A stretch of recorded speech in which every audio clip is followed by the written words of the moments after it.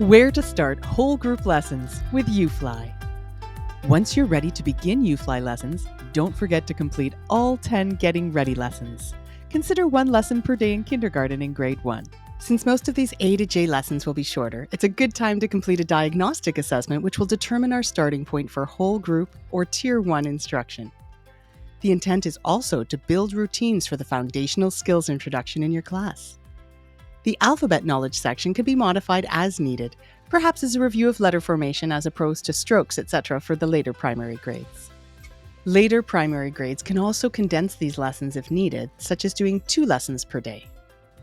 Careful consideration is required in order to align your diagnostic data to your starting point for whole class instruction. In general, Lesson 35 is the recommended starting point for grade 1, but let's take a look at some example data gathered from diagnostic assessments to see whether or not this starting point will actually work for a grade 1 class this year. In my grade 1 class profile for phonics, there's 18 students in total. 7 students will need explicit instruction in consonant sounds. 12 students are learning vowel sounds, and 12 are working on decoding CVC words. I may choose to find a point in the case sequence that will align with the earliest gaps in my class profile, or maybe I'll start at a slightly later lesson and do some small group Tier 2 teaching to give the students who need additional opportunities to learn consonant and vowel sounds that extra practice. Your class profile data will be unique, and your options will be unique.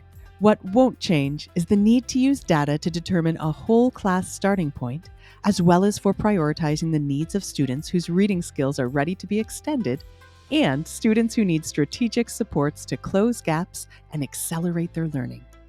Remember to use your professional judgment when you interpret data from the BPST-3 and core phonics assessments alongside other forms of important culturally and linguistically relevant classroom assessments, such as informal observations, conversations, work samples, first language assessments, checklists, surveys, and student self-assessments.